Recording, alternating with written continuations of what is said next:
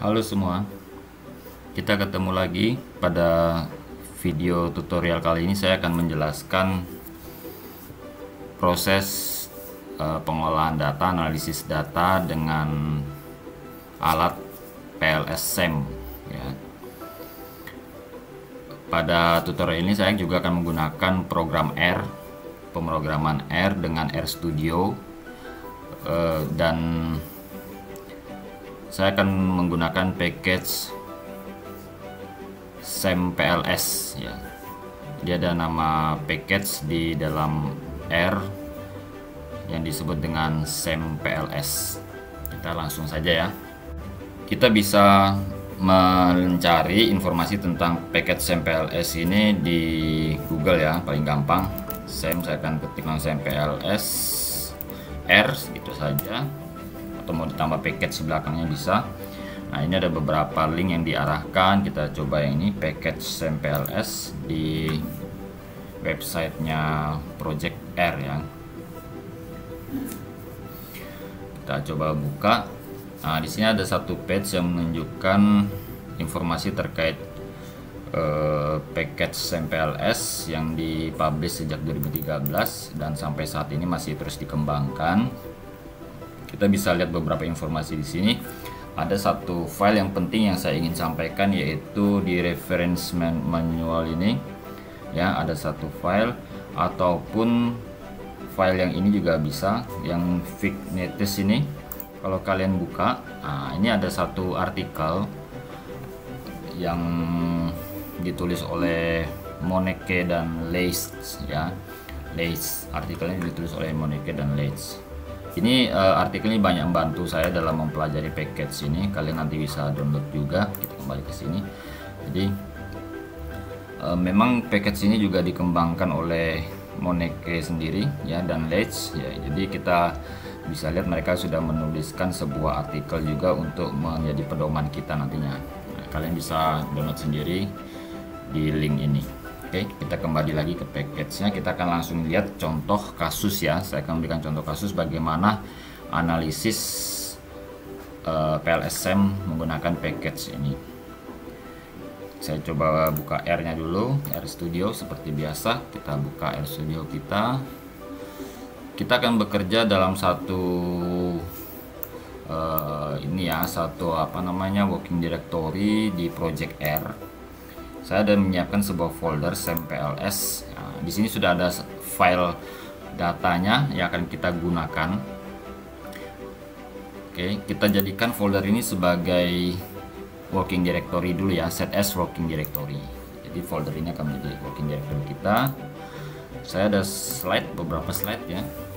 Nah, di dalam pengolahan data PLS SEM ada 3 langkah utama yang biasanya digunakan atau dijalankan, yaitu measurement models, kemudian structural model assessment, dan bootstrapping. Jadi 3 langkah utama ini yang biasanya digunakan dalam analisis menggunakan PLS SEM. Oke. Kita langsung saja. Ini contoh kasus yang akan kita gunakan. Datanya kalian bisa download di website Gaston Sanchez ini. Beliau ini adalah penulis untuk package PLSPM ya. Jadi sebenarnya fungsi utamanya sama, akan melakukan analisis PLS SEM, cuma package-nya berbeda. Nah, saya akan menggunakan data yang sama karena sebelumnya saya pernah membuat artikel tutorial terkait PLSPM. Kalian bisa akses juga di website tutorial saya, didi.ufos.ac.id. Di situ sudah ada untuk PLSPM. Dan pada tutorial ini saya akan menggunakan package SEM PLS yang berbeda package-nya ya, tapi datanya saya akan menggunakan data yang sama, yaitu file education.csv. Ini ada 4 variabel ya. Ada 4 variabel di dalam model ini, yaitu advising, tutoring, value, dan satisfaction, dengan masing-masing indikatornya sudah ada di sini. Kita bisa lihat model ini. Nah, kita akan langsung lakukan proses measurement model assessment. Measurement model assessment ini digunakan untuk melakukan assessment pada indikator di setiap variabel. Jadi kita ingin melihat bagaimana fitness indikator ini, atau seberapa baik setiap indikator yang ada ini untuk mengukur variabel masing-masing ya. Jadi sini ada total, kalau kita lihat ada sekitar 15 indikator untuk 4 variabel ini ya. Kita akan lihat langsung nanti tahapan-tahapannya di dalam package SAMPLS ini. Baik, saya mulai saja langsung ya. Nah, seperti yang tadi saya sampaikan, kita akan melakukan import data terlebih dahulu ya. Ini saya data yang ada. Seperti yang tadi saya sampaikan, kita akan melakukan import data terlebih dahulu untuk project kita ini. Import data from Excel. Saya akan langsung di situ. Nah, ini adalah working directory kita, sudah ada file educate xlsx yang saya download tadi dari file yang sudah saya jelaskan di depan, yaitu education.csv, sama saja isinya ya. Tetapi dia sudah saya gabung dengan model yang akan kita gunakan, saya jelaskan nanti.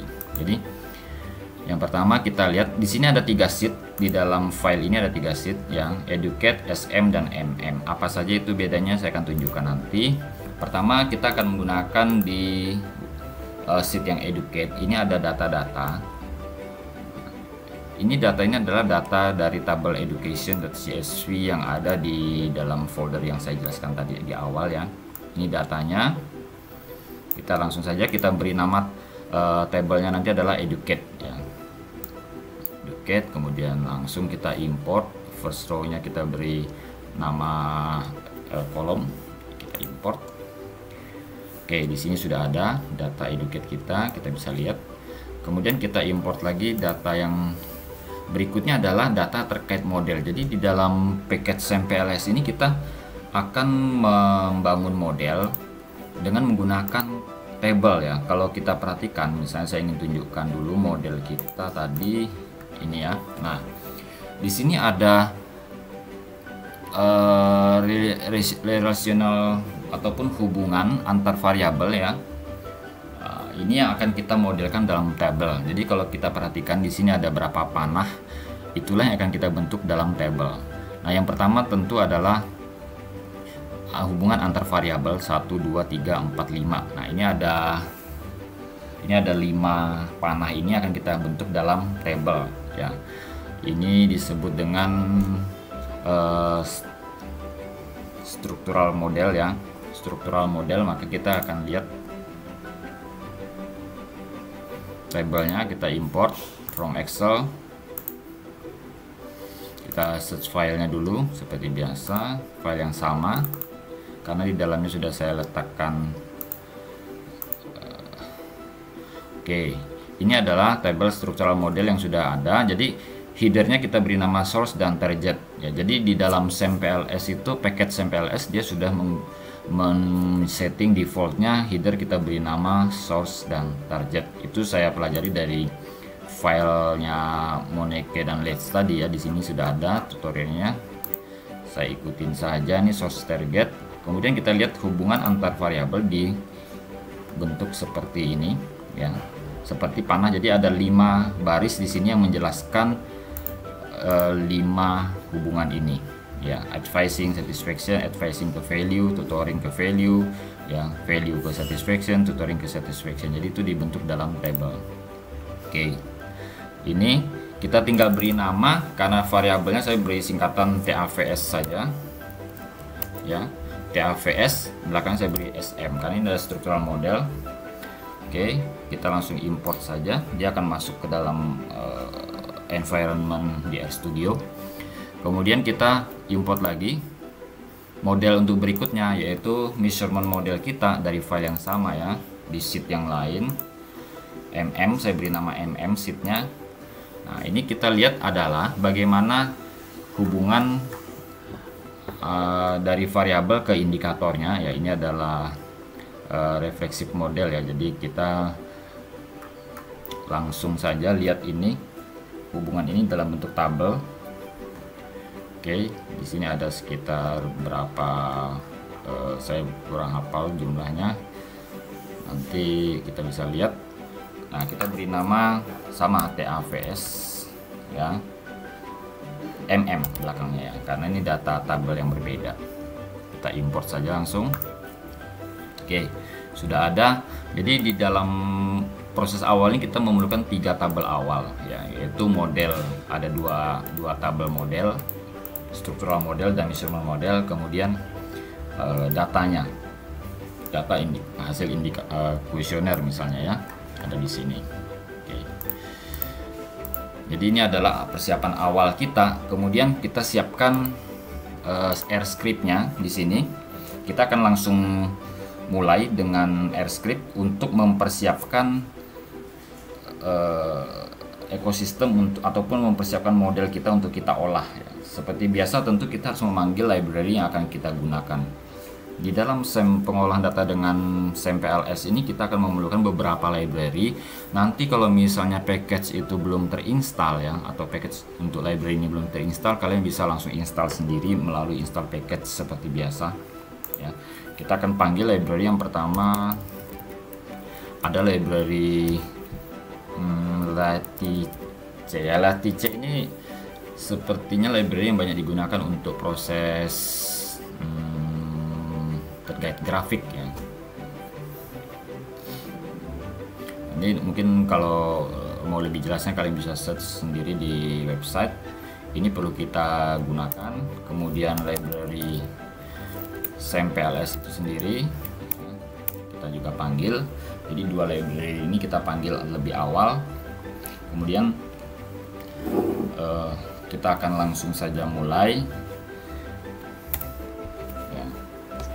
Nah, hal yang paling perlu diperhatikan juga dalam perintah SAM-PLS nanti, beberapa model data ini yang kita harus perhatikan. Kalau kita lihat di dalam tutorial yang dibuat oleh Moneke dan Les ini, dia ada menjelaskan bahwa untuk data, tabel data ini ya, tabel educate ini, dia harus dalam bentuk data frame, sementara untuk yang model ini dalam bentuk matrix. Jadi kita akan melakukan konversi data sebelumnya dari yang sudah kita import ini ke dalam bentuk data frame dan matrix. Jadi kita tinggal ubah saja educate misalnya ya, tetap kita beri nama educate, kita isi dengan data s matrix ya. Nah, s data frame ya, dari educate ya, educate data awal kita tadi ya. Kita tinggal jalankan. Oke, kemudian kita perintah berikutnya, kita akan mengubah TAVS SM ya, S matrix ya, di sini S matrix dari TAVS SM ya. Oke, kita juga menyiapkan matrix untuk TAVSMM ya. Ini penting ya, jadi kita harus ikutin supaya perintahnya bisa berjalan dengan baik nantinya. Baik, oke, ini persiapan ini. Kemudian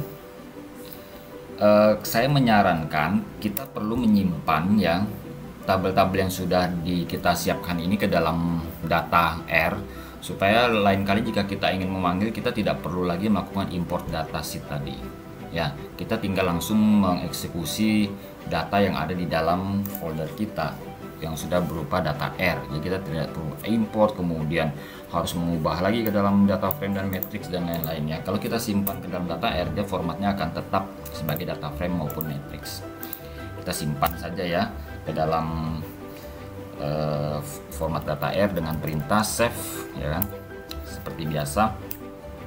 Save, kita save dulu misalnya yang educate ini ya. Kita save dulu educate dengan tipe, dengan nama file sama saja filenya, kita beri nama educate ya .rda saja. Tipe file data ada beberapa di dalam ekstensi untuk data file di dalam R, ada beberapa macam. Kita akan sementara kita menggunakan R. Kita gunakan save educate. Kalau kita perhatikan di working directory kita sudah muncul file educate.rda ya. Demikian juga untuk yang dua tabel lainnya ya. Saya akan simpan TAVS PLSM ya, dengan nama yang sama saja supaya tidak bingung. Oke, SMRDA. Kemudian kita lihat juga filenya sudah nambah, mm ya. Oke, filenya nambah lagi di pojok kanan bawah ini kita lihat. Nah, kita sudah punya 3 file yang kita simpan, sewaktu-waktu kita tinggal pakai. Nah, sekarang kita akan mengolah datanya. Saya tunjukkan ya, misalnya 3 variabel ini saya buang gitu ya, yang sudah ada di global environment saya buang, data ini saya buang ya, sehingga kita tidak punya tabel 3 tabel ini kan. Nah, saya tinggal loading saja ya, saya tinggal memanggil data yang ada ya, panggil data, panggil file ya, panggil data file. Saya tinggal ini simpan ya, ini kita beri nama supaya jelas, nanti ini simpan data file. Kita tinggal sini load saja, load ya. Nah, ini sudah ada perintahnya dalam R load, tinggal masukkan nama filenya educate ya, .rda. Sorry ya. Oke, nah kita lihat data sudah kembali langsung otomatis masuk ya. Kita tinggal load lagi di sini. File berikutnya TAVS sm.rda ya. Oke, datanya sudah masuk. Satu ini tinggal copy saja kalau mau cepat, TAVS mm.rda. Oke, kita jalankan sudah. Jadi data kita sudah kembali lagi. Kalau kita buka, nah ini sudah ada kembali ya. Oke, itu caranya supaya kita bisa gunakan data kita lebih gampang dan lebih cepat dalam prosesnya. Oke, berikutnya kita akan langsung saja membangun model untuk proses PLS kita. Bangun model dengan perintah yang sudah ada di dalam package MPLS ya. Bangun model dengan perintahnya, kita beri nama model kita ini nanti TAVS ya, TAVS saja. Kita isi dengan PLSM, ini adalah perintahnya, perintah utamanya.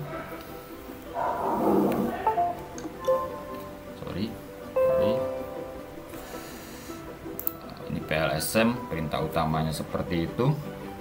Kemudian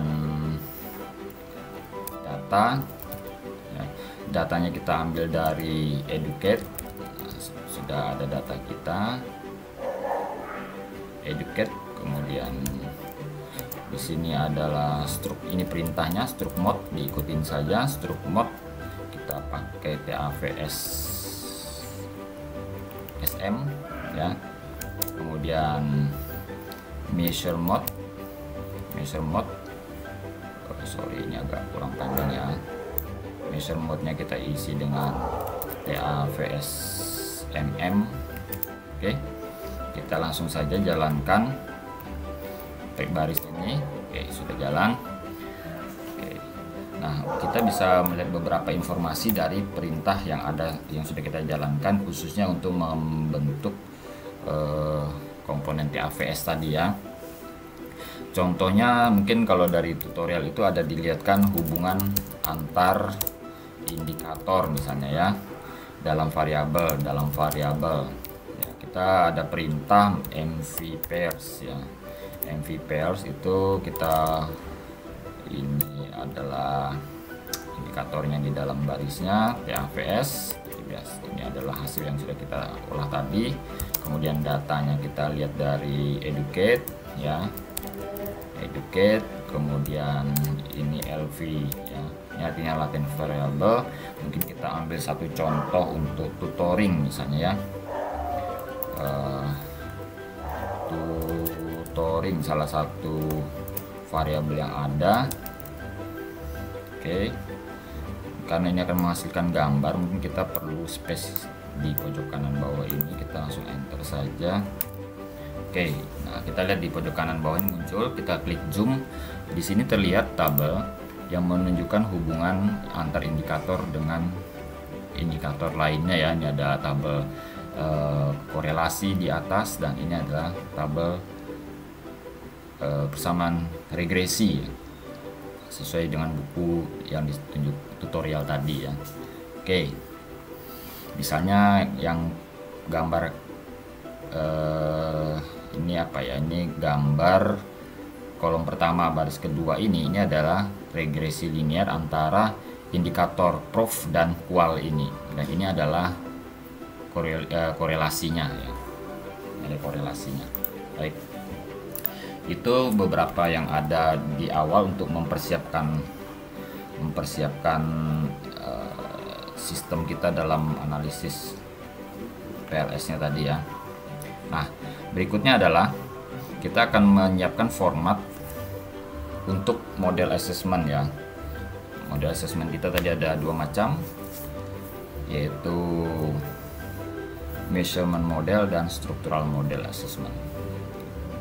Kita akan siapkan satu baris perintah sebelum kita memulai model assessment. Perintahnya perintah menyiapkan model ya. Nah, perintahnya adalah kita beri nama TAVS ini. TAVS ini huruf kecil semua, beda dengan yang atas ya. Kita akan menyiapkan sebuah indikator ataupun variabel yang akan digunakan nantinya dengan perintah SEMPLS. Ini adalah perintah bawaannya, package ya. Kemudian model kita ambil dari TAVS. Oke. Kemudian data seperti biasa educate, kita ambil datanya. Kemudian WS skema ini adalah bawaannya, kita ikutin saja menggunakan yang defaultnya Centroid ya, kita ikutin saja, kita jalankan. Oke, di sini sudah berhasil dijalankan persiapan model awal ini. Kalau kita mau lihat ya, kita tinggal ketik. Nah, di sini ada terlihat pad ya, beberapa pad estimate, ada beberapa apa istilahnya yang koefisien jalurnya yang ada muncul di sini. Nanti kita akan jelaskan lebih lanjut. Oke, kita lakukan proses yang pertama, yaitu measurement model assessment. Measurement model assessment ini sebenarnya untuk apa ya? Measurement model assessment digunakan untuk menguji apakah setiap indikator, seperti saya jelaskan di awal tadi ya, apakah setiap indikator ini sudah dengan baik menjelaskan atau mengukur variabel yang akan diukur ya. Kita langsung saja, ada beberapa indikator yang bisa digunakan di dalam mengukur proses assessment measurement model ini ya, mulai dari convergent validity, internal consistency reliability, discriminant validity ya. Biasanya itu yang paling sering digunakan. Jika tiga hal ini terpenuhi, maka model kita itu dianggap sudah layak untuk dilakukan proses PLS ya, PLS-SEM. Oke, yang pertama kita akan measurement model ya. Kita akan coba lakukan pengujian convergent validity ya. Convergent validity, perintahnya sudah ada juga di dalam paket ini. Kita tinggal langsung ketik TAVS yang kecil ya, TAVS yang kecil, bukan yang besar, karena yang digunakan nanti di dalam proses selanjutnya adalah TAVS yang kecil ini ya. Tinggal biasanya untuk melihat validity, convergent validity-nya kita tinggal melihat menggunakan outer loading saja. Kalian beri tanda dolar, maka dia akan keluar indikator ataupun data-data yang sudah dihasilkan dari proses yang kita lakukan dengan perintah SEMPLS di atas ya. Outer loadings, maka di sini kelihatan hasilnya. Sudah langsung dikeluarkan hasilnya. Jika nilai outer loading itu di atas berapa, 0,7 ya, maka indikator dinyatakan baik mengukur variabel yang ada. Nah, kita lihat hasilnya di sini rata-rata di atas 0,7. Oke ya. Saya juga membandingkan hasilnya ini dengan tutorial yang sudah saya buat sebelumnya dengan PLSPM. Ya, kita kalau mau paling gampang karena datanya sama, kita tinggal bandingkan saja bagaimana overloading yang ada, misalnya kan, sama nggak hasilnya, ternyata kurang lebih sama ya. Bagaimana overloadingnya? Nah ini loadingnya sudah ada, ini data-datanya hampir sama dengan hasil yang baru kita lakukan ini. Oke, itu yang pertama ya, untuk proses convergent validity-nya. Kemudian yang berikutnya adalah untuk melihat reliability, indikator reliability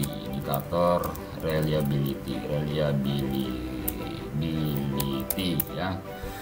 Kita bisa menggunakan melihat commonality-nya ya. Ada perintah commonality di dalam SAMPLS TAVS, ini function lebih tepatnya ya. Nah, kita tinggal jalankan perintah ini, kita akan melihat hasilnya.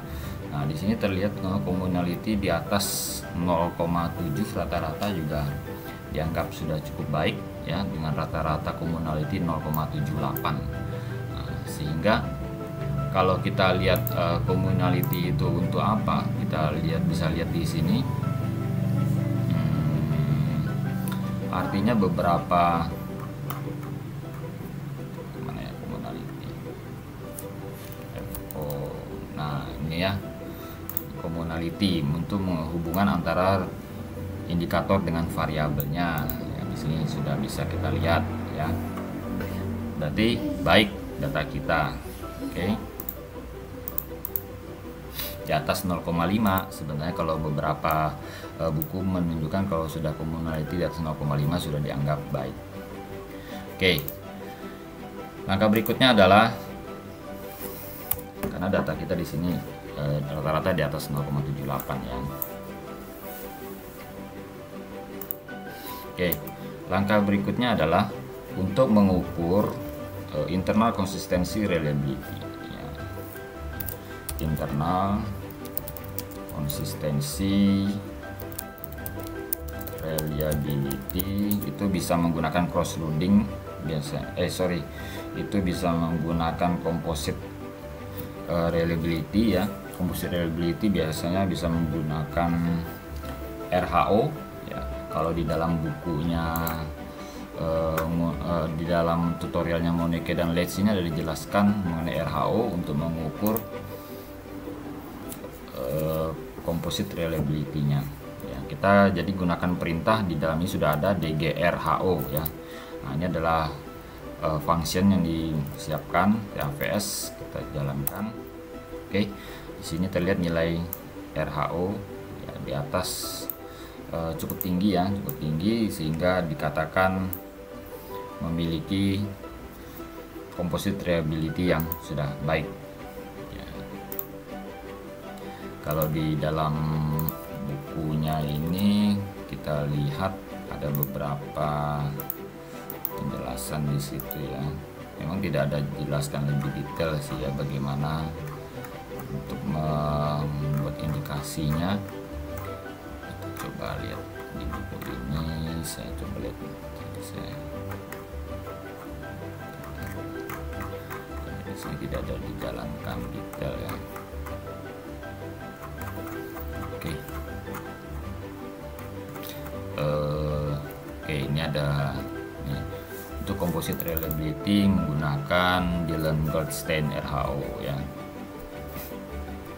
Nah, kalau di dalam tutorial saya di sini juga ada beberapa data. Memang di tutorial saya sebelumnya saya menggunakan Chromebah Alpha, tapi sama saja, sama-sama mengukur istilahnya apa ya, unidimensionality juga ya, sama di sini ya, atau composite reliability. Oke. Nah, berikutnya di dalam measurement model juga kita melakukan diskriminan validity ya. Diskriminan validity ini kita menggunakan Di sini pada tutorial ini saya akan menggunakan indikator cross loading ya. Cross loading, kita ada perintah yang sudah disiapkan, PLS loading sini ya. Function maksud saya sudah ada, TAVS. Nah, kita tinggal jalankan, perintahnya sudah ada disiapkan.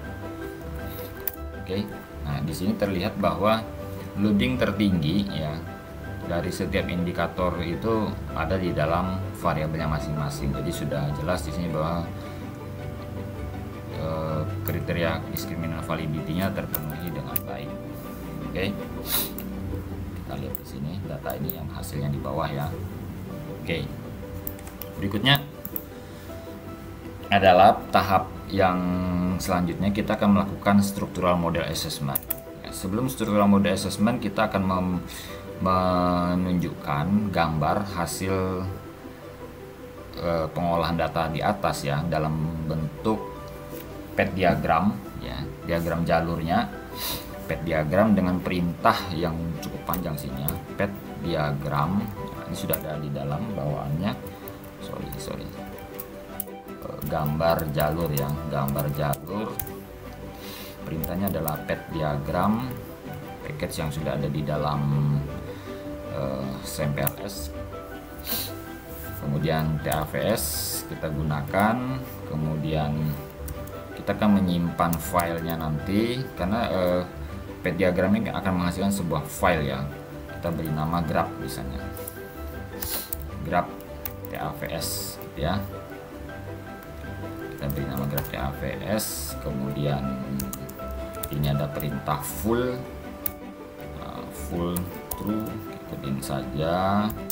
Kemudian edge labels, ini kita ingin menunjukkan apa ya, nilai dari setiap patch-nya ya, setiap patch-nya. Oke, kemudian kita output tipenya grafik ya, grafik, tipenya grafik, kemudian digit. Ini memang cukup panjang ya, digitnya kita kasih 2 saja, kemudian digit angkanya tadi ya. Grafik formatnya kita kasih, ini sebenarnya kalau kita ada aplikasi tambahan tertentu, dia akan bisa menyimpan dalam bentuk sebuah apa ya, file yang lain, PDF misalnya, kita siapkan saja, tidak apa-apa. Oke, nah ini perintahnya cukup panjang, kita tidak cukup, tapi ikutin saja yang tadi saya ketik ya. Oke, perintahnya saya sengaja tidak memotong ke bawah karena kadang bisa error. Jadi itu salah satu kelemahan dari R ini adalah dia sensitif terhadap baris perintah ya. Jadi lebih aman kita teruskan saja ke samping, itu kebiasaan yang saya lakukan. Oke, kita jalankan. Nah, maka kalau kita perhatikan ya, dia akan menyimpan sebuah file di sini yang disebut dengan graph TAVS tadi ya, dengan dalam ekstensi dot. Jadi itu filenya.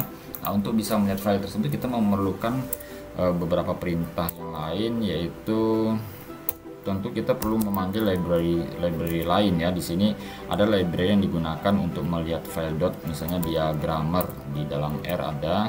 Kalau belum, kalian bisa tinggal install ya. Kemudian perintahnya kita tinggal langsung grfish saja ya. Ini grfish, kemudian nama filenya kita tinggal panggil ya. Tentu kita harus bekerja di dalam working directory tadi ya. Kalau filenya di folder lain, kita perlu memasukkan foldernya juga dot gitu ya. Oke, kita tinggal panggil, dia akan proses dan akan muncul di viewer grafik yang sudah kita buat tadi di atas. Nah, ini adalah grafiknya lengkap dengan apa namanya nih, pet value-nya ya. Oke, nah ini model yang kita bangun seperti ini. Memang kalau mau dibandingkan dengan beberapa aplikasi lain sih, ini kurang berwarna dan agak-agak jalurnya kurang rapi ya, tapi tidak apa-apa karena esensinya adalah yang penting adalah datanya. Baik, ini adalah yang kita hasilkan.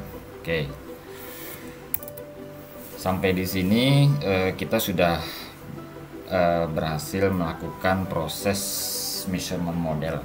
Kita akan langsung lanjut ke structural model assessment ya, untuk melihat beberapa indikator lain sebelum kita menguji hipotesis tentunya.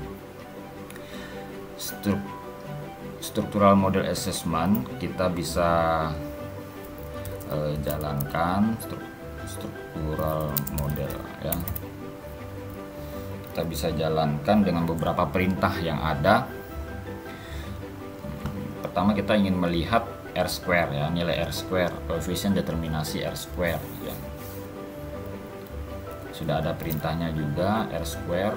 Nah, ini PAVS lagi, sini kita tinggal panggil. Nah, ini data R square nya. Beberapa indikator ini sudah saya jelaskan juga di dalam tutorial PLSPM saya, hampir sama ya. Mungkin kalau mau lebih detail bisa langsung lihat di sana. Kemudian redundansi ya, redundansi juga ada perintahnya sudah tersedia. Redundansi PAVS kita langsung jalankan. Oke, ini nilai redundansinya juga sudah ada, bisa dibandingkan dengan tutorial saya di PLSPM. Kemudian goodness of fit-nya juga ada perintahnya yang sudah ada di sini, hampir sama, mirip ya. Oke, nah, PAVS ya. Oke, ini sudah keluar juga, ada dia memberikan beberapa rekapan di sini, S square, average commonality, GOF-nya juga ya, sama hasilnya dengan kalau ini 0,62 ya. Kalau kita bandingkan dengan di pengujian yang saya lakukan di PLSPM juga, di sini hasilnya sekitar 0,62 ya, sama. Oke, berikutnya adalah yang tahap akhir yaitu bootstrapping. Kita akan melakukan pengujian bootstrapping ya. Perintahnya ada beberapa baris saja sebenarnya ya. Ini saya ambil dari tutorialnya yang ditulis oleh ini tadi ya, siapa, Moneke dan Leist ya, Moneke dan Leist ya. Set.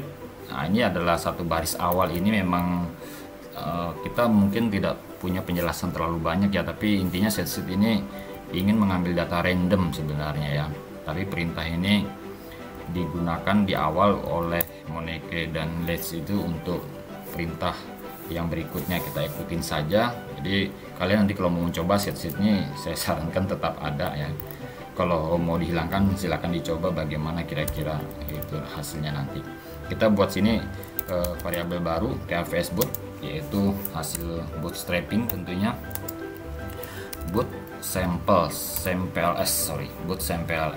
sudah ada perintahnya PAVS. Nah, ini adalah yang kita gunakan. Kemudian jumlah bootstrapnya kira-kira nanti kita seperti biasa rata-rata 500. Kemudian start, ini ada perintah juga, ini ada perintah bawaannya, ikutin saja, start once gitu ya. Kemudian verbose, nah ini juga, ini diisi false ya kan. Sudah, kita langsung jalankan. Jadi perintahnya ya cukup panjang juga, tapi tidak terlalu lah ya. Kita langsung jalankan ya. Dia akan meloading beberapa package juga yang diperlukan yang di bawah. Mungkin semoga package-nya kalian coba nanti lengkap ya. Oke, memang cukup lama karena sebenarnya proses bootstrapping ini memang memerlukan resources yang cukup lama ya. Oke, sudah ada. Kita coba lihat hasilnya PAVS boot. Ya, ini ada beberapa indikator yang bisa ditunjukkan atau angka-angka yang ditunjukkan dari hasil PAVS. Saya akan tunjukkan beberapa hal yang penting, yaitu untuk melihat pengujian hipotesis ya. Kita langsung saja, ada perintah lagi PAVS boot summary, kita beri nama ya PAVS boot summary. Kita beri nama ini saja. saja TFS Boot Summary ini. Kita ingin melihat rekapannya beberapa hal. Kemudian kita isi dengan summary dari TFS Boot ya. Apa yang kita lihat, ada beberapa indikator, kita masukkan saja di sini. Nah, di sini ada BCA. Istilahnya BCA ini salah satu tipe untuk kita bisa melihat range nanti confidence interval yang untuk pengambilan keputusan ya. Kita lihat apa, kita ikutin aja level sama dengan 0,95 ya. Oke, kita jalankan. Oke, sudah jalan perintahnya ya. Perintahnya cukup panjang juga ini. Kita lihat TFS Boot Summary. Oke, kita jalankan. Nah, di sini kita sudah bisa lihat data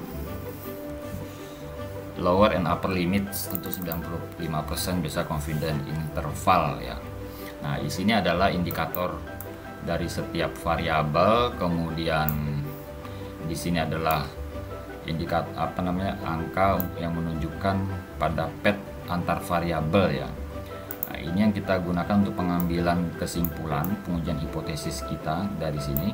Memang di sini saya juga heran, di sini tidak disebutkan nama variabelnya, tapi yang ditunjukkan adalah nama jalurnya ya, beta 1323. Ini kita bisa lihat sebenarnya melalui view yang sudah dimunculkan tadi, grafik tadi ya. Kita lihat, kalau kalian perhatikan di situ sudah ada angkanya. Nah, kita bisa lihat di sini ya, ada beta 113, itu berarti advising ke value beta 13 ya. Kita lihat di sini beta 13 berarti advising ke value. Nah, seperti pengambilan kesimpulan yang saya tunjukkan di PLSPM sama ya. Di sini dengan lower and upper limit tidak ada angka 0 di antara ini, berarti dinyatakan bahwa hubungan atau pengaruh yang diberikan di sini adalah signifikan. Demikian juga dengan beberapa hipotesis yang lainnya, ini tidak ada angka 0 di antara lower dan upper limit ini, berarti juga signifikan ya. Jadi ini sama persis dengan pengambilan kesimpulan di PLSPM. Oke, demikian proses untuk penggunaan SAM-PLS ya, dalam package SAM-PLS untuk pengujian analisis PLS SAM ya. Semoga bisa bermanfaat untuk semuanya. Terima kasih.